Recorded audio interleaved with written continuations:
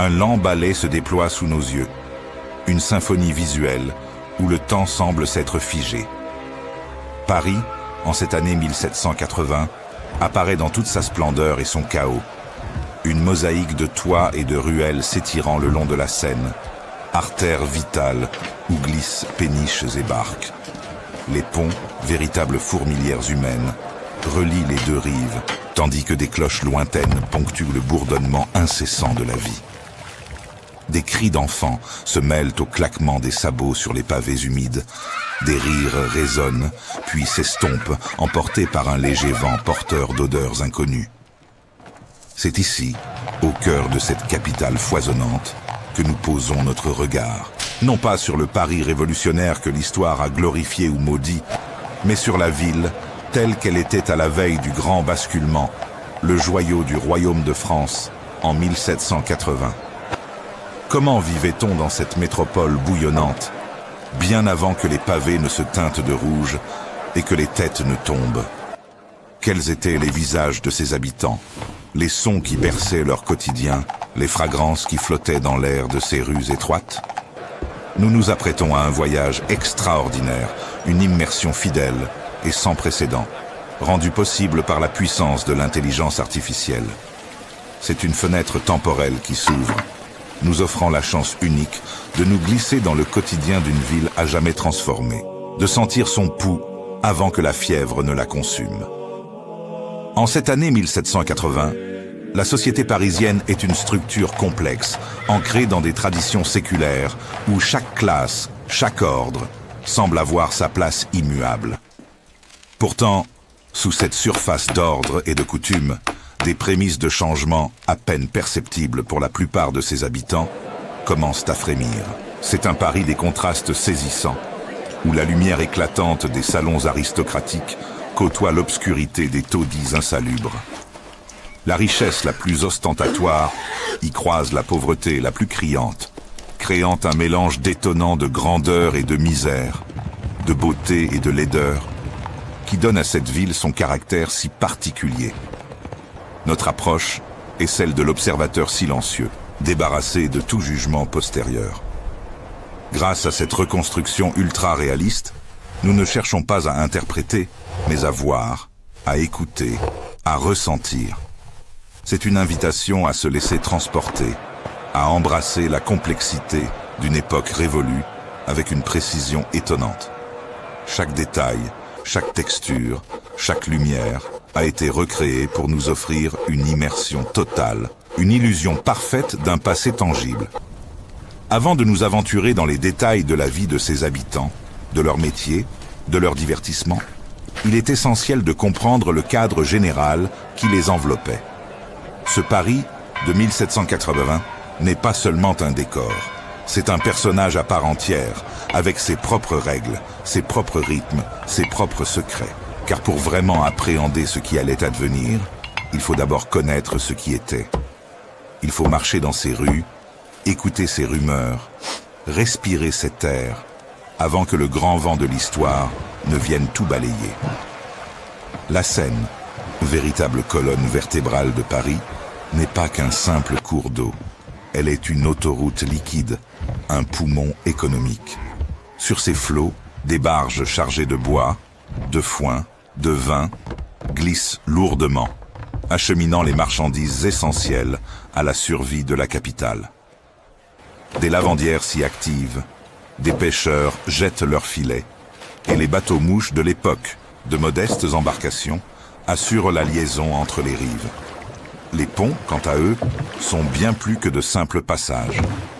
Le pont Neuf, malgré son nom, est déjà un ancien, grouillant de vie, orné de ses échoppes où se côtoient arracheurs de dents, camelots et diseuses de bonne aventure. Le pont au change, fidèle à sa vocation, abrite toujours les orfèvres et les changeurs. Ces ouvrages d'art sont des lieux de rencontre, de commerce et de spectacle permanents. Paris, en 1780, est une ville encore enserrée dans ses murs d'enceinte, même si l'enceinte des fermiers généraux, en construction, dessine déjà une future expansion.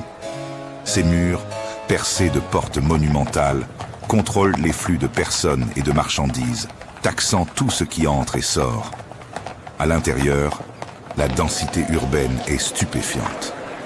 Les rues sont étroites, souvent insalubres, et les maisons à colombages, aux étages supérieurs en encorbellement, semblent se pencher les unes vers les autres, obscurcissant le ciel.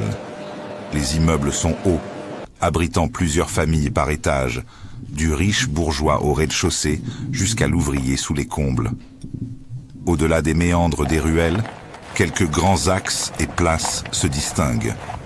Le Palais Royal, propriété du duc d'Orléans, est un monde à part, un centre de divertissement avant-gardiste. Ces galeries abritent des boutiques de luxe, des cafés littéraires, des maisons de jeux et des lieux de plaisir moins avouables. C'est un foyer d'idées nouvelles, où la censure est plus laxiste qu'ailleurs et où les rumeurs politiques circulent librement. La place Louis XV, future place de la Concorde, est encore un vaste espace en devenir, mais déjà majestueux, témoignage de la grandeur royale. Les grands boulevards, tracés sur les anciennes fortifications, offrent de larges promenades arborées, prisées des élégants et des flâneurs, et voient apparaître de nouvelles constructions plus aérées. Les institutions marquent de leur empreinte le paysage urbain. Le Louvre, ancienne résidence royale, a déjà commencé sa transformation en musée, abritant des collections d'art inestimables. Notre-Dame de Paris, avec ses tours imposantes et ses gargouilles veillant sur la cité, demeure le cœur religieux et architectural, témoin silencieux de siècles d'histoire. Le Parlement de Paris, au Palais de Justice, est le centre névralgique de la justice et de l'administration. Un pouvoir judiciaire qui n'hésite pas à s'opposer parfois à l'autorité royale. La vie économique bat son plein, pulsant au rythme de ses marchés. Les halles, le ventre de Paris, sont un spectacle permanent de couleurs, de bruits et d'odeurs, où se négocient quotidiennement les denrées alimentaires de toute la région. Partout, les artisans travaillent dans leurs ateliers ouverts sur la rue, boulangers, cordonniers, menuisiers, orfèvres, tapissiers. Chaque métier a son quartier, sa rue, son identité. Le commerce de luxe fleurit, notamment dans les galeries du Palais Royal et les quartiers chics, où l'on trouve soieries, bijoux, parfums et objets d'art.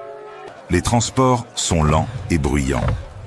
Carrosses tirés par des chevaux, fiacres pour la location, chaises à porteurs pour les plus aisés, partagent les rues avec une multitude de piétons. La circulation est dense, chaotique, et les embouteillages sont monnaie courante. Sur la Seine, les embarcations transportent non seulement des marchandises, mais aussi des passagers, offrant une alternative aux rues encombrées. L'ambiance sonore est un mélange constant. Le tintement des cloches des églises, les cris des marchands ambulants vantant leurs produits, le claquement des sabots, le roulement des roues sur les pavés, les conversations animées, les chants des ouvriers. Mais ce qui frappe le plus, c'est l'omniprésence des odeurs. Un mélange puissant et souvent âcre de parfums délicats des dames élégantes, d'égouts à ciel ouvert, de fumée de cheminée, d'excréments d'animaux, de la friture des gargotes et des effluves des tanneries. Une symphonie olfactive que nos narines modernes auraient probablement du mal à supporter. Ce Paris sensoriel, vibrant et parfois brutal, prépare le terrain pour comprendre les vies qui s'y déroulent, les existences façonnées par cette métropole unique. Le Paris de 1780 est donc un kaléidoscope social. Au sommet trône la noblesse, résidant dans ses hôtels particuliers du faubourg Saint-Germain, menant une vie rythmée par les réceptions somptueuses, les bals masqués et les intrigues de cour. Leur fortune, souvent issue de la terre ou de privilèges royaux, leur confère un statut intouchable. Juste en dessous, la bourgeoisie, composée de commerçants prospères, de financiers avisés et de professionnels libéraux, monte en puissance.